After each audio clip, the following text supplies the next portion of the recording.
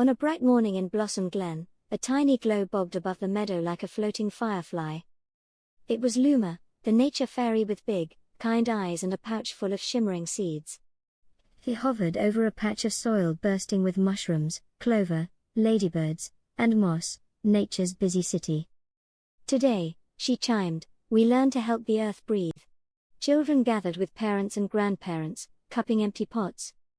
Luma opened her palm, speckled seeds twinkled like little moons. Each seed is a promise, she said. It carries a sleeping baby plant and a lunchbox of food, waiting for the right moment to wake.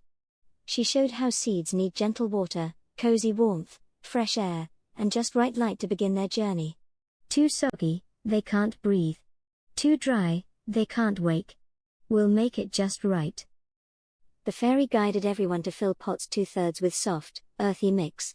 Make a tiny nest, she said, pressing a small hole with her fingertip. Seeds don't like deep caves, just a thin blanket of soil on top. The children sprinkled seeds, covered them lightly, and labeled sticks so each plant had a name and a cheer squad.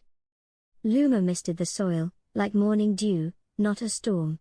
The pots are kept in an area where morning sun rays can reach the pots and provide warmth to the seeds. Days passed. Each morning, Luma taught a small ritual: touch the soil, damp like a wrung sponge? Good. Dry like sand? Time for a gentle drink. She explained the first secret step, imbibition, in a whisper: seeds sip water, swell, and unlock their inside helpers called enzymes, like tiny cooks who prepare breakfast for the baby plant. Inside, the seed coat loosened. One dawn, a child gasped, a crack. Luma smiled. Meet the radicle, the very first root. Roots always know down, even in the dark. The baby root wriggled deeper, drinking water and minerals, holding the seed steady against wind and wiggle. Soon after, a pale shoot curled up, nudging the soil to find the sun. When it peeked out, everyone cheered, it sprouted. The sprouts wore 2 simple seed leaves, cotyledons, like tiny travel blankets. These help until the plant makes its own food from sunlight, Luma explained. Later, new leaves appeared, shaped like the plant's real self. These were the true leaves. Now photosynthesis begins, she said, tracing a sunbeam, light becomes food, and the plant grows strong. By summer, the meadow hummed. Bees drowsed in flowers, birds stitched twigs into nests, and children measured stems with string.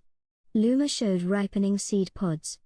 The journey continues, she whispered, letting dry seeds rattle into small envelopes. Save some for next season.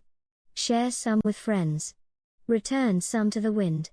They waved as seeds twirled like tiny comets. These are Luma's seed sowing lessons. Prepare pots or beds with loose, rich soil, label each planting, place in warm light. Keep soil damp, not soggy. Mist daily if needed. Plant seeds just under the surface, tiny seeds only a dusting deep, bigger seeds a fingertip deep. Read packets for depth and spacing. Watch for the root first, then the shoot.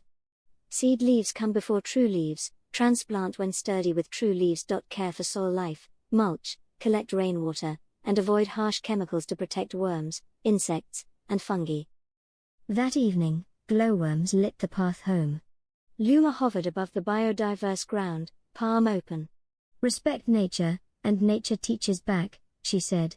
Plant a promise today, and tomorrow it becomes shade, song, and supper.